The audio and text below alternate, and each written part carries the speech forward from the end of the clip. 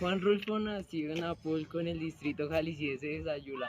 Juan Rulfo creció entre su localidad natal y el cercano pueblo de San Gabriel, villas rurales dominadas por la superstición y el culto a los muertos, y allí sufrió duras consecuencias de las luchas cristeras en su familia más cercana. Su padre fue asesinado.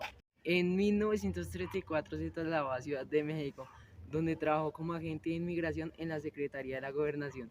A partir de 1938 empezó a viajar por algunas regiones del país en comisión de servicio y publicó sus cuentos más relevantes en revistas literarias. Pedro Páramo, que fue su única obra, es considerada precursora del boom latinoamericano y obra cumbre en la literatura de la lengua castellana. Juan Preciado, protagonista de la historia, llega al pueblo de Quemalia en busca de su padre Pedro Páramo. Esta búsqueda viene organizada porque su madre se lo pidió antes de morir. Su objetivo era buscar a su padre y reclamar lo que le pertenecía. Juan decide ir caminando. En el camino conoce a Bundio el arriero, un personaje que también resulta ser hijo de Pedro Páramo y que también se entera que su padre era dueño de una tierra vasta y sin embargo él no heredó nada. Juan Preciado se entera que Pedro Páramo ya murió hace tiempo. Ahora la narración cambia y vemos lo que pasa en la cabeza de Pedro Páramo.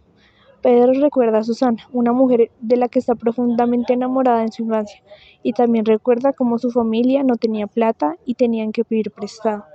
La narración vuelve a cambiar y ahora nos presenta la historia de la señora Eudíges, una mujer que estuvo con Pedro Páramo, que luego de un año de este acontecimiento nace Juan Preciado. La señora Eudíges escucha llegar un caballo. Este es el caballo de Miguel Páramo, otro de los hijos de Pedro, quien falleció por un accidente con el caballo y fue enterrado por Rentería, quien se deja usar por los ricos y que incluso deja pasar el hecho de que Miguel Páramo haya violado a su sobrina. Este padre Rentería no quiere darle el perdón a la señora Rodríguez, que se suicidó porque el pecado era muy grave. De vuelta volvemos a saber de Pedro Páramo y nos enteramos que este tiene deudas especialmente con los preciados. Entonces le pide a Fulgor Serrano su mano derecha, que conversa a Dolores Serrano, que sea su esposa, y así poder soldar sus deudas. Dolores termina aceptando, pero aún así sigue teniendo deudas. Volviendo a Juan Preciado, este ahora es guiado por Damina Sincero, la señora Eugines. Ya desapareció. Esta nueva mujer le cuenta sobre el pueblo y las fiestas. Esta nueva mujer en un momento también desaparece porque estaba muerta. En un momento aparece Tony, un hombre que se acostaba con su hermana, y también aparece justamente su hermana Dorotea. Tonis dice que el día de mañana guiará a Juan para poder salir de Comalía. Luego Juan fallece, muerto de miedo en medio de una plaza. Poco a poco nos sumergimos en las terribles acciones de Páramo, mientras nos acercamos a la razón que lo llevó a cometer dichas maldades.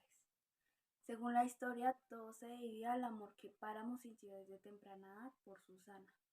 No obstante, el padre de aquella mujer se oponía firmemente a un posible acercamiento. Así Susana se casó con Florencio.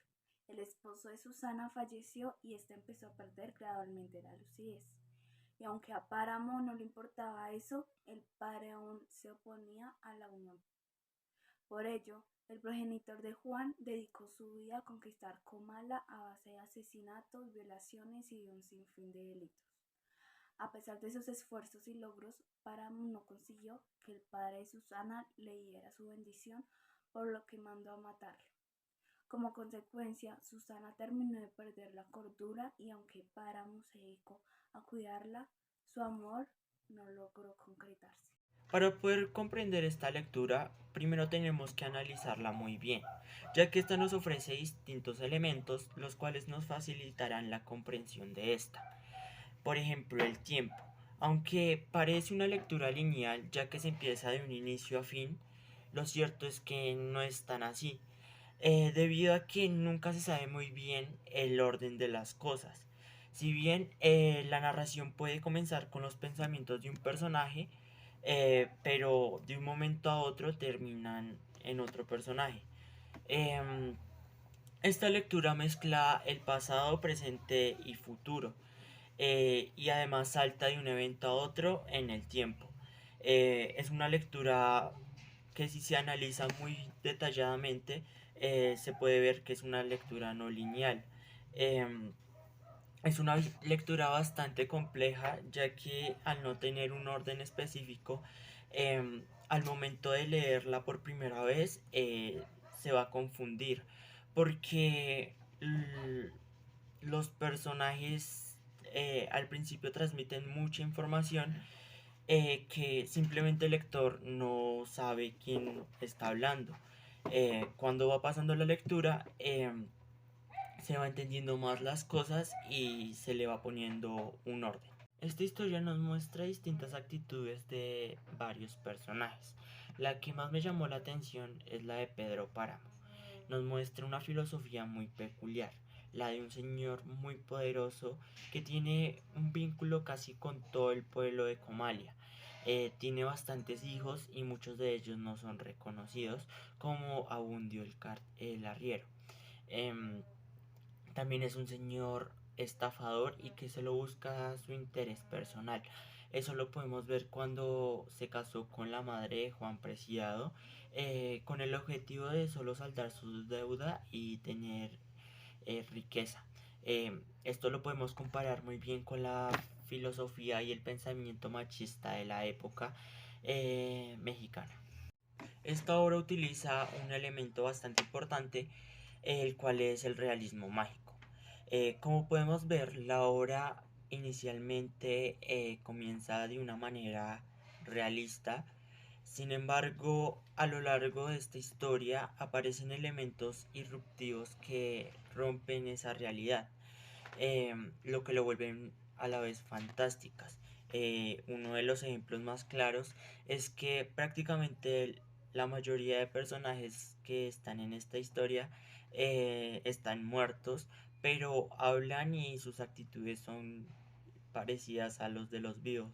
Otro rasgo de realismo mágico que se pudo ver en la obra es que el tiempo parece mezclarse constantemente. Por parte del realismo podemos ver personajes caracterizados de distintas partes de México. Además, el autor realiza críticas a distintos sucesos que pasaron en la realidad, como la revolución y problemas con la iglesia. Juan Rulfo representa la religión por medio del padre Rentería.